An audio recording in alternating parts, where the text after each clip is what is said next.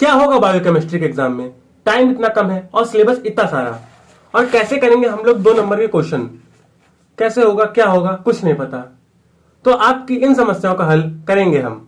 So hello friend, सबसे पहले स्वागत है आपका हमारे चैनल फार्मेशन में। अब बात करते हैं हम लोग आज करने के वाले हैं।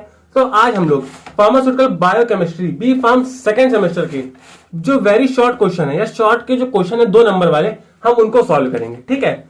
और ये हमारी गारंटी है, अगर आप इसको पढ़ते हैं तो 95 to 99% ये हमारे एग्जाम में आएंगे ही आएंगे। तो आज हम लोग स्टार्ट करेंगे पहले हमारे यूनिट नंबर 1 से, ठीक है। तो इसका पहला क्या है, डिफाइन बायोमोलिक्यूल विद एग्जांपल, ठीक है। बायोमोलिक्यूल्स क्या होता है, तो बायोमोलिक्यूल हमारे ऐसे मॉलिक्यूल्स होते हैं हमारे जो कि लिविंग ऑर्गेनिज्म या कि बायो में होते हैं, ठीक है। ऐसे केमिकल एंटिटी या ऐसे मॉलिक्यूल जो लिविंग ऑर्गेनिज्म में पाए जाते हैं उनको हम लोग बायोमोलिक्यूल बोलते हैं, ठीक है। इसको डिस्कवर किया था रिचर्ड हेंडरसन ने। ये हमारे क्या होते हैं, ये हमारे इंपॉर्टेंट फॉर लाइफ होते हैं, लाइफ के लिए इंपॉर्टेंट होते हैं क्योंकि हमारे किसी भी ऑर्गेनिज्म को ग्रो करते हैं, मतलब बड़ा करने में, उसको रोकने में और उसको रिप्रोड्यूस करने में हेल्प करते हैं, ठीक है। इसके जो मेन केमिकल्स हैं वो हमारे कौन से हो गए, carbon, hydrogen, oxygen, nitrogen, sulphur, phosphorus, ये सब, ठीक है। एग्जाम्पल कौन से हो गए बायोमोलिक्यूल्स के, कार्बोहाइड्रेट, लिपिड, प्रोटीन। देखिए ये सारे आपने नाम है जो प्रोटीन, अमीनो एसिड, विटामिन, आपको पता होगा सारे हमारे जीने के लिए, मतलब लाइफ को कंटिन्यू करने के लिए बहुत ही ज्यादा इंपॉर्टेंट है। सेकंड क्वेश्चन हमारा आएगा, define lipid with example and their biological role. देखिए ये जो क्वेश्चन है हमारे सिर्फ 2 नंबर के पर्पज से नहीं है, अगर आप इसको पूरा पढ़ते हैं तो आपका जो यूनिट 1 है आज की वीडियो में पूरा रिवाइज हो जाएगा, बहुत अच्छे से। आपको कुछ नहीं आता है फिर भी आप लिख के आएंगे।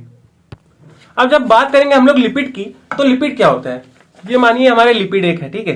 1 2 3 4 ऐसे करके बहुत सारी लेयर्स हमारी लिपिड की बनती है, ठीक है।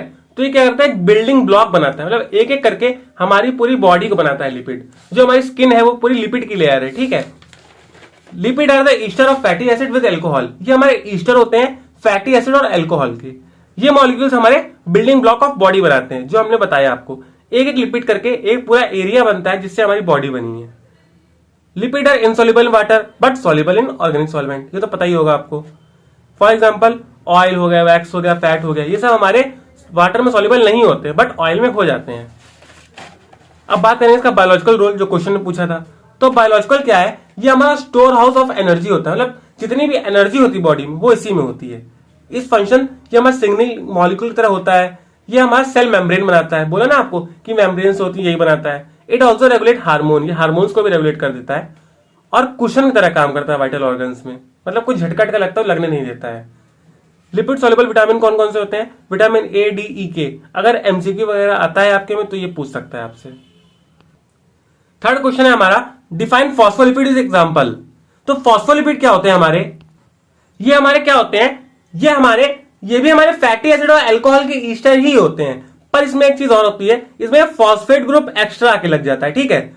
जब चीज वही है तो काम भी वही करेंगे। तो ये भी क्या करते हैं, सेल मेम्ब्रेन को बनाते हैं, इमल्सिफायर की तरह वर्क करते हैं। एग्जाम्पल सिफेलिन, सिम्फोगोमाइसिन और फॉस्फेटिडाइकोलिन, ठीक है। तो सिर्फ कोलिन भी बोल सकते हैं आप।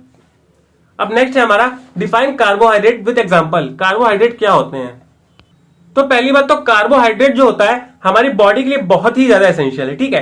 कार्बोहाइड्रेट से ग्लूकोज बनता है, ग्लूकोज से शुगर, जो हमें एनर्जी मिलता है, ठीक है।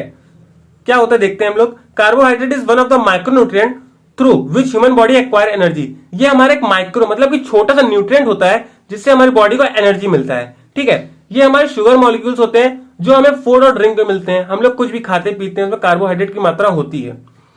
फंक्शन क्या होता है, our body break down carbohydrate into glucose. हमारी बॉडी कार्बोहाइड्रेट को ग्लूकोज में बदलती है और फिर उससे ब्लड शुगर बनता है, ठीक है। ये हमारा मेन सोर्स ऑफ एनर्जी होता है। Example glucose, starch, lactose etcetera, ठीक है। फिफ्थ क्वेश्चन है हमारा, define nucleic acid with example and its biological role, ठीक है। तो ये हमारा क्या होता है, ये हमारी एक ऐसी चैन होती है जो न्यूक्लियोटाइड होते हैं उनकी चैन होती है न्यूक्लिक एसिड, ठीक है। ये हमारी क्या करती है, जेनेटिक इंफॉर्मेशन कैरी करके रखती है मेनली।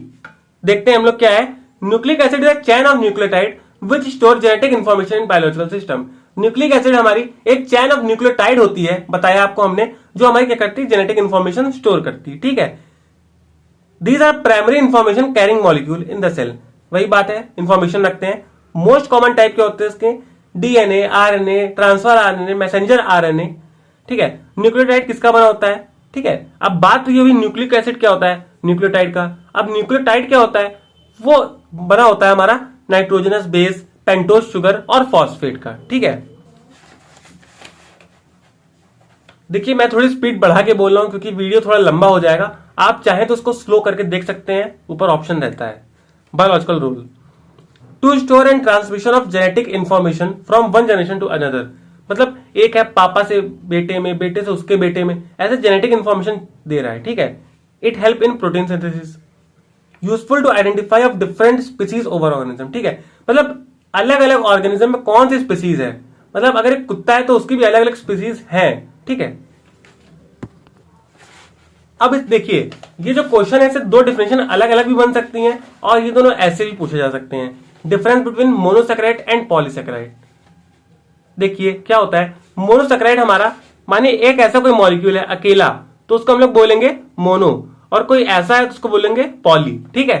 याद रखिएगा, मोनो से पॉली बनता है, डाई बनता है, जो ही बनता है हमारा मोनो से बनता है, ठीक है। एक अकेली यूनिट के बहुत सारी यूनिट साथ में आएंगी तभी कुछ बन पाएगा।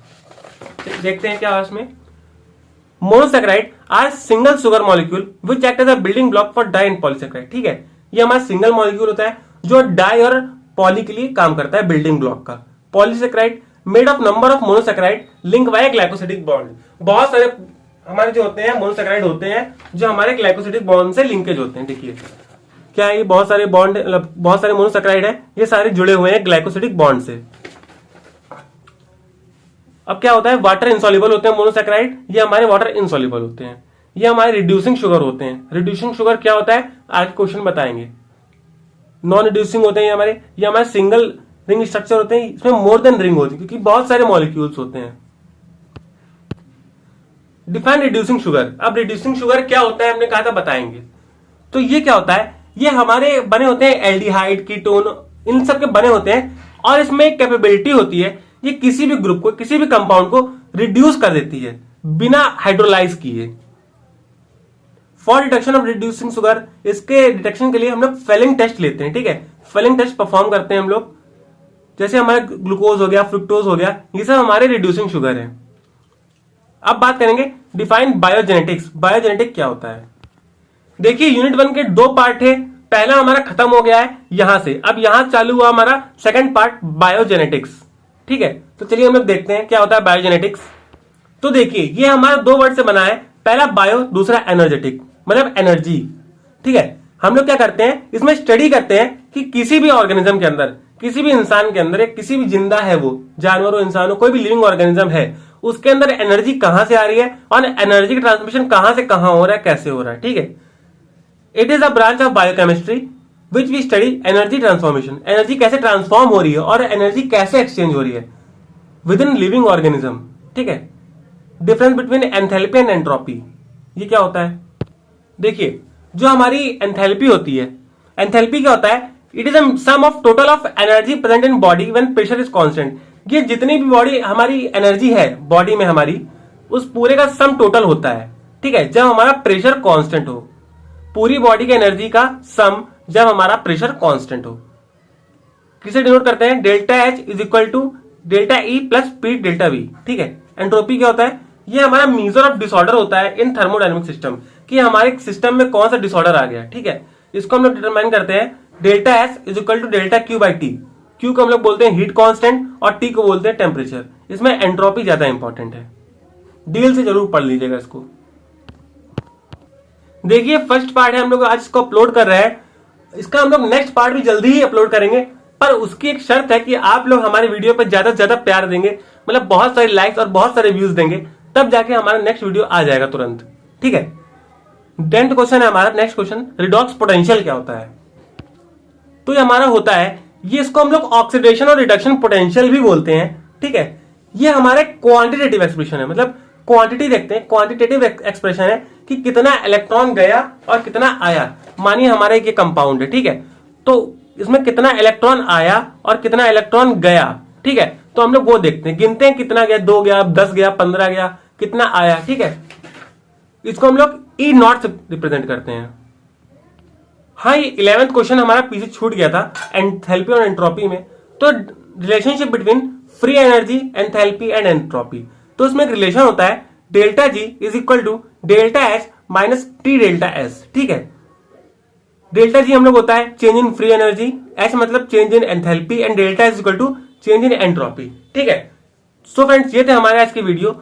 अगर आप इतना पढ़ते हैं तो आप यूनिट 1 तो अच्छे से क्रैक कर लेंगे, उसमें आपको कोई प्रॉब्लम होगी नहीं, क्योंकि रिवीजन जैसा था ये। ठीक है, तो जैसा हमने बोला, अगर आप अच्छे से प्यार दिखाते हैं हमारी वीडियो पे, लाइक और कमेंट्स करते हैं और बहुत सारा व्यू आता है, तो जल्द ही जल्द हम लोग हमारा यूनिट 2 दे देंगे।